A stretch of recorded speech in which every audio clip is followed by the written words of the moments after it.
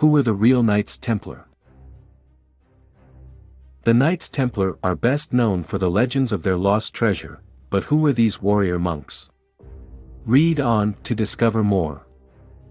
The Knights Templar who protected pilgrims traveling to the crusader states of Outremer immediately evoke images of famous medieval knights and their lost treasure.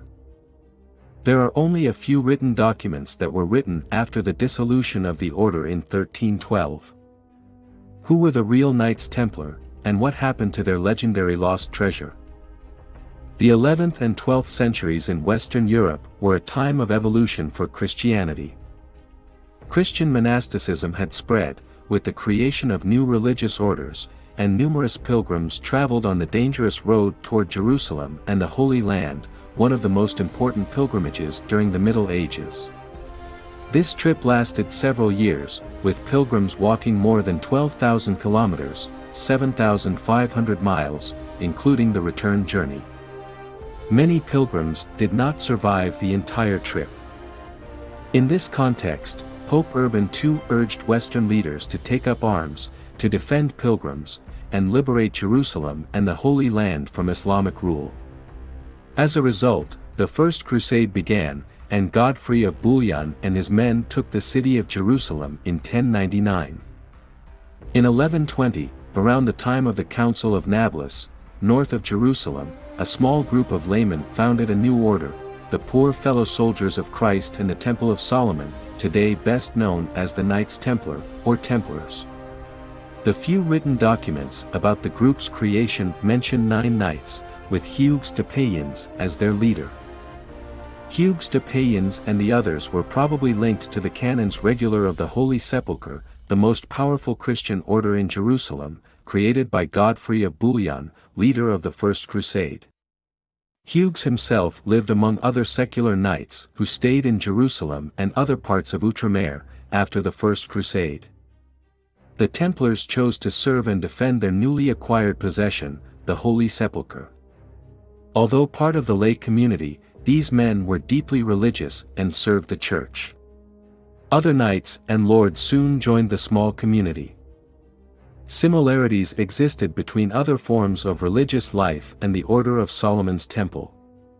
The Knights Templar followed a rule and were under the orders of a master. On top of that, they took the vows of chastity, poverty, and obedience.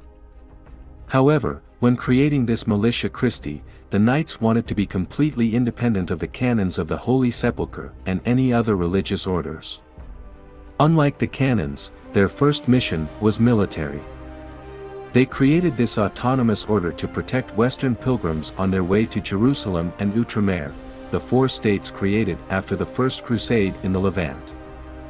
The combination of a pious existence with knighthood constituted a new form of religious life. The Order of Solomon's Temple was the first society to welcome laymen and offer them the possibility to serve God without withdrawing from the world. To survive, the newly created Order of Solomon's Temple had to seek the support of eminent personalities. Baldwin II, King of Jerusalem, backed the order and granted the knights part of his palace in Jerusalem. The palace was located on the Temple Mount and coincided, or was next to, sources disagree, the Al-Aqsa Mosque. After the First Crusade, the mosque was turned into a royal palace named Solomon's Temple, after the destroyed First Temple of King Solomon. As the knights were staying in Solomon's Temple, people named them Templars. Still, as an order, they also needed to be recognized by the Pope. The first Grand Master of the Knights Templar, Hugues de Payens, left Jerusalem during the summer of 1127 with 5 other knights to go to Europe and seek Pope Honorius II's support. The group of 6 knights also traveled across several regions of France and crossed the Channel to reach first England, then Scotland. Their goal was to be acknowledged, raise funds, and recruit members. Likewise, new members of the order went to the Iberian Peninsula. Hugues de Payens also sought the help of Bernard of Clairvaux, an abbot, reformer of religious life, and leader of the Order of Cistercians. Bernard of Clairvaux agreed to support the Templars and wrote a short treaty, book to the Knights of the Temple, in praise of the new knighthood. Bernard of Clairvaux called the Templars, moines soldats, meaning warrior monks, highlighting the two key aspects of the order, praying and fighting. Following Bernard of Clairvaux's backing, the legate of Pope Honorius II acknowledged the Knights Templar as a religious order following a rule during the 1129 Council of Troyes. In 1139, 10 years after the first papal recognition, Pope Innocent II issued a papal bull which established the Templars' privileges. The papal bull stated that the Knights Templar were under the Pope's orders only. It also granted them papal protection and the right to have their own priests and choose their own Grand Master while remaining laypersons. Gradually, the Order of Solomon's Temple became a potent and popular order. Wherever they went, the local population gave them a warm welcome. Whether rich or poor, everyone was welcome to join the order, contributing to its growing popularity. As they were soldiers, the knights did not follow a rule as strict as other orders. They needed to be strong to fight, and they fasted less often than other monks. They also spent less time praying. Instead, they practiced their fighting skills and conducted missions to defend critical passages on the road to Jerusalem. As the order received many donations and the possessions and land of their new members, they also handled other tasks such as managing land and trade. Although both noblemen and peasants joined the order, they had different positions following their rank. The knights, noblemen, dressed in the famous white coat, while peasants wore black or colored cloaks. Still, they all wore a red cross, symbolizing Christ's sacrifice. The Knights Templar were divided into two groups, one in Western Europe and the other in the Middle East. Over time, the order developed an administration to ease the movement of knights and goods between Europe and Outremer. The Grand Master of the order chose masters and commanders to lead the commanderies, monasteries where the Templars lived, which were scattered all over Europe. They were mainly found in England, France, Spain, Portugal, Italy, and Hungary. In the Middle East, on the other hand, the Templars lived in fortresses. The Grand Master was elected for life and supervised the military campaigns in the East and the order's possessions in the West. As an order conducting military campaigns, the Templars had to finance their activities. Thanks to donations and bequests, the order managed lands and possessions that yielded profits. They had large sums of money that could be loaned to individuals or institutions, yet their faith prevented them from demanding interest over a loan. The Church regarded both interest and usury as a sin. The real innovation was in the financial service they offered to pilgrims. Pilgrims needed funds for their long journey to the Holy Land. Yet, traveling with large amounts of money was unsafe. The Knights Templar offered them the possibility to leave their possessions in their care, receiving a depository receipt which could be exchanged for money in the local currency upon arrival in Jerusalem. The tragic end of the Knights Templar was the consequence of multiple factors. First, the Crusaders lost the city of Acre to the Mamluks after the siege of 1291. Crusaders and Templars alike had to leave Outremer and return to Europe. This event led to a questioning of the Templars' usefulness since they could no longer protect the Pilgrims' Road. At the time, the Knights Templars had already lost their luster in the eyes of the public. They had a reputation for being greedy and proud chevaliers. Templars also lost the support of kings. For decades, the Knights Templar had had the blessing of European kings. For instance, King Louis VII of France was greatly indebted because the Templars helped him during a battle of the Second Crusade in 1147. The Knights backed the King of England, Richard the Lionheart, and his army during the Third Crusade, and helped again during the Fifth. The Templars put their swords to the service of these leaders. Moreover, the order helped them financially.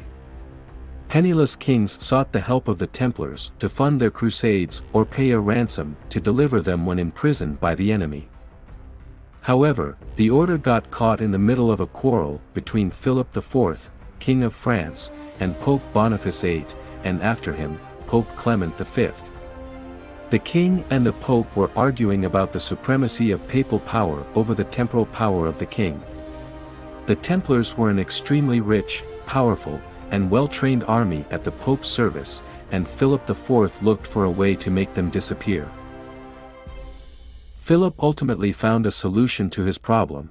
Escuda Florian, a prior imprisoned for murder sharing a cell with an ex-Templar, reported the words of his cellmate.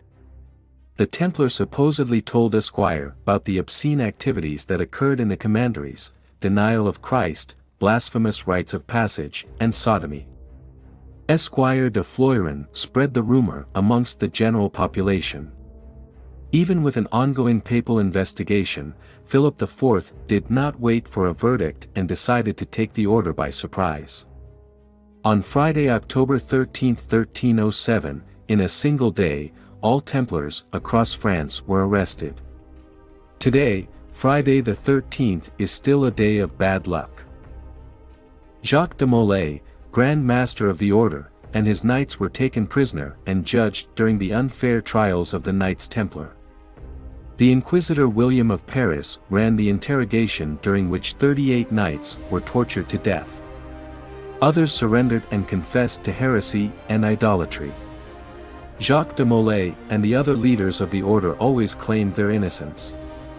They were sentenced on Notre Dame de Paris forecourt to be burned at the stake, along with 54 other Knights Templar. In 2001, historian Barbara Frail found the Chinon parchment Vatican Apostolic Archive, proof that Pope Clement V had absolved Jacques de Molay and the other leaders from all the charges against them. Today, the Knights Templar are mostly known for their supposedly lost treasure. It has never been found and it still fascinates many today.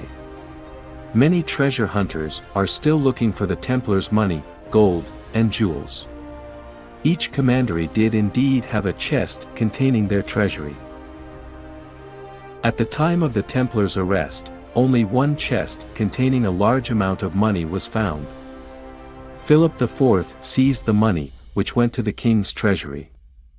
Following the dissolution of the order in 1312, during the Council of Vienne, the possessions of the Knights Templars were bequeathed to another order, the Knights Hospitaller. The real treasure of the Knights Templar consisted of well-managed land and, above all, archives and relics. Over the years, the order accumulated numerous relics from the Holy Land and Europe. Among the most notable were fragments of the crown of thorns and the true cross. The legend of the lost treasure mainly spread several centuries later, especially during the 18th century, with the expansion of Freemasonry in Europe. Their legend was sometimes mixed up with the Arthurian hunt for the Holy Grail. Since then, popular culture has actively contributed to the survival of the myth surrounding the Knights Templar.